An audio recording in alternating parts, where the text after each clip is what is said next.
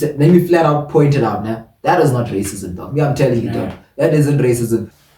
Yo, everybody. Welcome to another episode of Soccer Side Chats. I'm your boy, Sean, joined by my brother from another mother. Yo, what's up, YouTube? It's your boy, Lunati. Welcome to yet another episode of the Soccer Side Chats where we talk everything and anything football. Now it's boring time. It's the time of the season where there's just literally no football playing except for the Olympics. If you guys are following the Olympics, make sure you follow Argentina because they're currently the best team in the world. I don't care what anyone says. They're the best in the world. Follow even under 23s. Yeah, even under 23s. It's either them or France, though.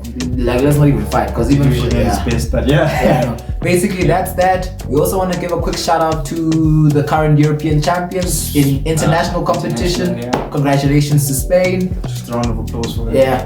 Congratulations, the best team by a mile at the tournament. Yeah, and of course, I also want to give a shout out to the Copa America champions. As you predicted, of course. Argentina. They won it for Messi.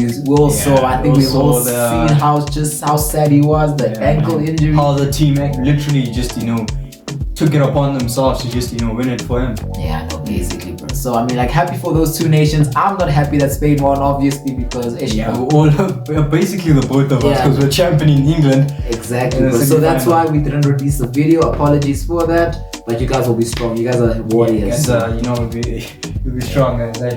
So anyway, what are the topics for today, man? Now we're just gonna talk about England, man.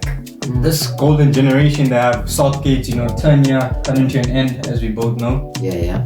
I mean, how many finals have we been to now? They have made it to two finals and one semi-final, one right? semi-final, one quarter-final in his time there. Can you just sum up his time in England for me? Low-key, I'd say it was kind of a success because before 2016 or before 2018, let me not say 2016, let's not add 2016. Before 2018, England hadn't even made a final appearance. The last time they made the semi-final appearance was in Italia 90, the World Cup in 1990. So you take all that into consideration.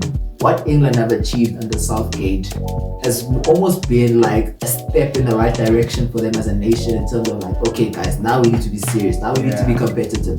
But at the same time, in terms of progress, I get you. They've made massive progress, Exactly. But then you look at a nation like Spain, for example, when they had their drought of international trophies, because I think the last time they won a trophy, before they won that generation. Before that generation when they won Euro 2008. I think the last time they won an international competition was in 64 when they won Euro 64, I think. So you take that into consideration. How come a nation like Spain can go from being underachievers to being what they are now, where they're successful, competitive? I get what you're saying, but I also, when you look at the Spanish squad, for example, the period 2008 to 2012. Look at that team, and it's kind of almost similar to what England have in terms of that golden team, you see. So I'm just saying, it's kind of a disappointment for me that they haven't even actually won a major tournament. At least the Euros, especially when they're at home, man. At the previous Euro, man. Exactly. I don't know. It's just it was given, man. All the games I think they only played one game.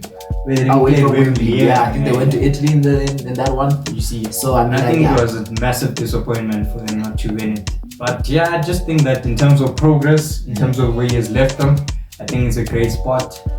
But what I didn't like sorry to cut you off now, but just what I don't like about Southgate and his time as England manager was you could see there was favoritism. Let's not even from the get-go, you could see that the guy was more in favor for the Harry Kanes, even though towards the end he was the selections of the likes of Maguire at times, and there was so much when his form was bad at club level. Same applies for the likes of Calvin Phillips. But then at the same time, you could argue that he was right to be stubborn because you can't just change your principle, the way you want your team to play, just so that you can. But also, it's a favoritism thingy because you need to look at for me, example, from this tournament, the recent one, Anthony Gordon was brilliant. I think England's best left forward. He's just forcing with Foden. You could see that. Okay, but then throughout the tournament there. Now, my question to you now is: we all know Rice plays sideways and backwards. True. Who then do you put in to play to link up the midfield and the front line? Because now the problem that you're gonna have now, you're gonna have players like Foden and Bellingham They're gonna try drop deep, pick up the ball. Like there's so many issues. I think it's also a profiling thing, bro. I don't think England have that player because you look at Bellingham, he's not gonna be that player. What about Adam Wharton then? Is he ready? You see, now these are questions. There's many question marks with this side. Exactly. Because Mainu, Bellingham, Phillips as well. He's not that, but Phillips to a degree. Yeah, he was, but it was kind of a more, like a rush. You see, defensive. Yeah. But maybe Wharton, but hey. Yeah, no, guys, let us know what you guys think in the comment section below. Do you guys think England now it's a natural progression for them? Do you guys think they will do better in World Cup in the US and America in 2026? Or do you guys think they'll underachieve? You guys think that they just need a manager now with a clear style of play that will get the best out of the players? Exactly. Before I ask the viewers, who do you think will get the England job? They have a lot of time now between now and the next international break. So I think they're obviously gonna go for homegrown. So it's gonna be another English manager. So what do you think they're gonna take? Do you think they're gonna take an Eddie Howe? Eddie Howe, I think will be brilliant because when you look at how Newcastle plays, fans love how Newcastle play. The the energy, the front foot football. I think you actually do out at England, but I think they'll go for a Potter, man. Yeah, I also think they should go for Potter. Even that under 21 coach they mentioned, the one who won the Euros. I think I remember. Palmer, yeah. I think either of them would probably be a step in the right direction tactically. Maybe it would. But what about a foreign coach for a change, man? They've tried it before England and they never.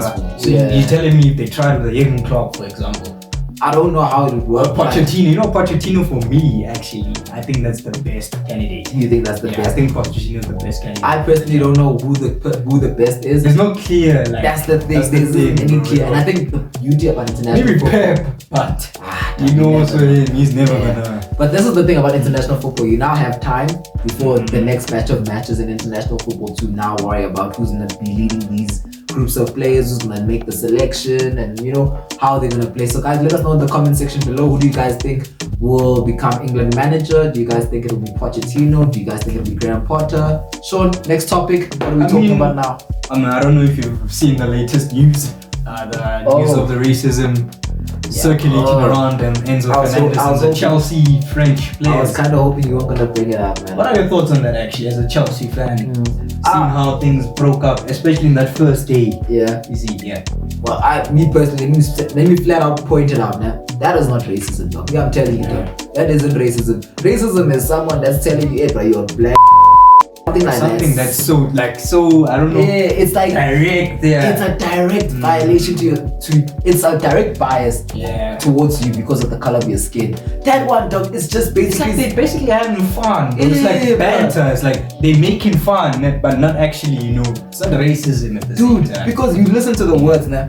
I remember I read the lyrics. It said something like how Mbappe is from Cameroon and all that stuff. To me, that's more an identity kind of issue. Thing. Yeah. Is he not from Cameroon? Yeah, bro. He is from Cameroon, so were they lying or not? Exactly. So that's why me personally, I think it's not racism. The people watch this, it's kind of taken out of context. Yeah, definitely. And another thing I don't like, reacted to it. Another thing I don't like was the fact that what's that guy's face? West Fofana. Yeah. When West Fofana came out and he basically attacked him, Rodrigo the Paul came out. I remember he came out and defense now of Enzo Fernandez. And he basically said these things you're supposed to deal with them in-house. You're supposed to deal with an issue like this in-house because the moment it comes out, the player when he comes back from the preseason, just tell him, nah, I didn't like what you did. Calling out and stuff. Like granted, I can sit here and say, okay, that's not racism. But if it offends someone, you have got to apologize. Whether you're right or wrong, you have got to apologize. So that's what I'm saying. So I feel like it's the same thing with the Sancho situation, bro. Sort it in-house. Yeah, exactly. Things don't need to go on social media because you know how social media is like. People just take things out of context, and now you have stories of they need to sell Enzo. Enzo is fighting with like players in the dressing room. Things were not even safe before. Exactly. But I guess you look at the age now. You look at his age. He's still 23 years of age. He's still starting out his career now as a professional footballer. He just recently joined Chelsea. Not even 3 years ago, he joined the club. 2 seasons. Two seasons, 2.5 seasons now. He's been at the club. It's a good thing now that as much as I feel as if it's a cop-out a bit, and a cop-out is basically you just, caving in. You just are saying it because you have to say it. I feel as if it is, but it's good for his career. It's good just to keep peace at the club, especially like a team like Chelsea where there's a lot of instability. There's still instability at the moment. Yeah, so I guess it's good, but I mean personally, Joe, if it was me, if I was nothing really major, like the way the media made it out to be. It's not that deep though. But yeah, I personally wouldn't have apologized. But guys, let us know what your thoughts on that situation. Moving on from the Enzo news, man, this transfer window for me. Dog.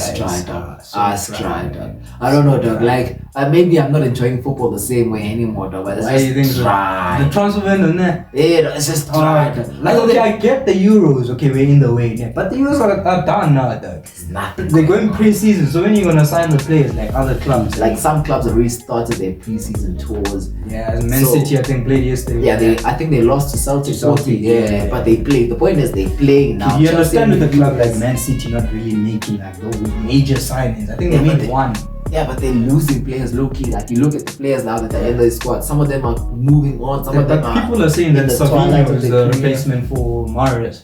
But it might take him time now to get used to. Of course, but I'm saying like as like for like, you see. I still need to watch him because me personally, as much as I've heard about him, I haven't watched him like that. Never I would like to and say I'm watching Girona games. And also, if you look at Arsenal, came second last season.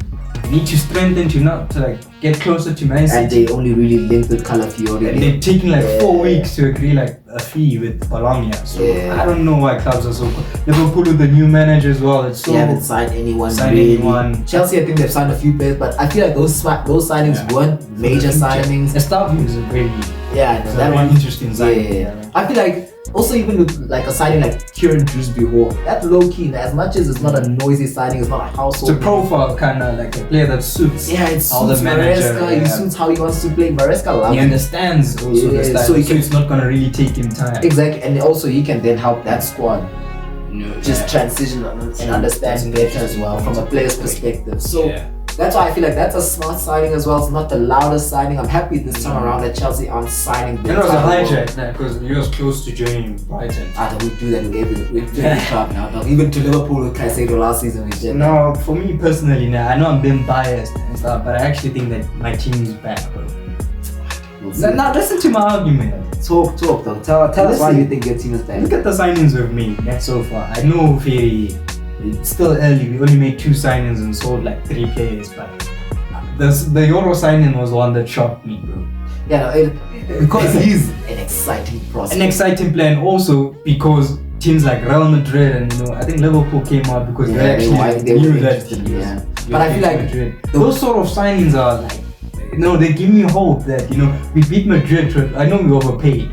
In terms of like the wages and stuff, but you have to do that at times, bro. Nah, not always. But if it's a player that you can see that, like the same thing with Madrid, when they bought Chouameni, they spent a lot of money. But look at him now, you see. So for certain like players and stuff, you need to just.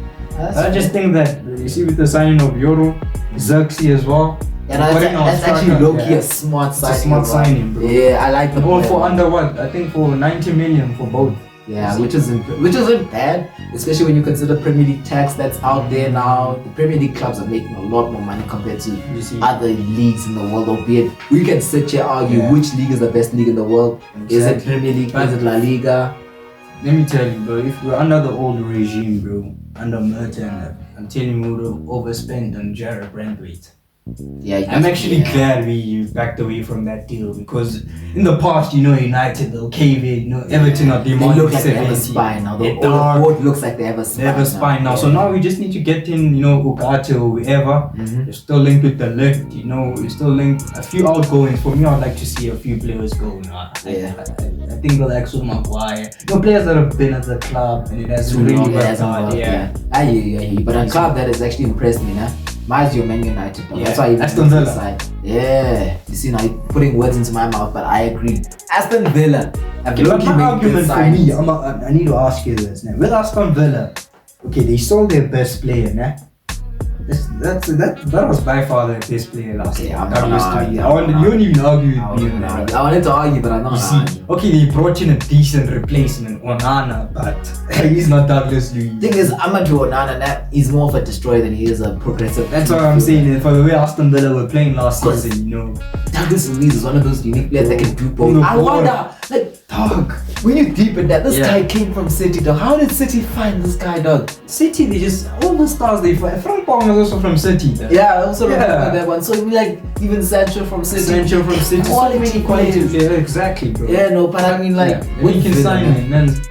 with Villa, that signing of Amadou Onana, will it stabilize them? Will it make it? I personally think it'll make them weaker. As much as they have Boubacar Kamara now, he's injured, no? He's always injured. That guy, though, always. Or maybe they just need like a player like that, someone that they will like protect the defense, probably a change of system or something. But I also think that I don't know if I read like an article recently. I think FFP is also affecting clubs.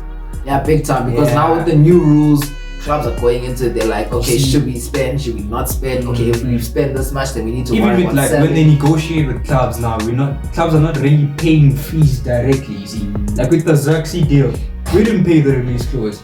We actually negotiated a new fee closer to the even above the release clause. They went above. They went above. I think we're with like 2 million more because the release clause you paid upfront, you paid like straight away. That's the You can't pay 40 million now. That's your budget gone. Yeah. So we're just paying that fee, maybe like 10 over like spread out the next few years. But yeah, hey, the transfer window, man. It's dry. So guys, Like, that's why me personally I'm saying, that's why Sean also mentioned it before the shoot. yeah. Watch the Olympics. Keep in track with what's going on in the world of football. We're gonna try and release as much content as we possibly can, so that you guys are up to date with what's happening in the world of football. Don't forget to like, to comment, and to subscribe. And Sean, do you wanna add anything to this video? Now that's it from us, guys. All right. See you next time, eh?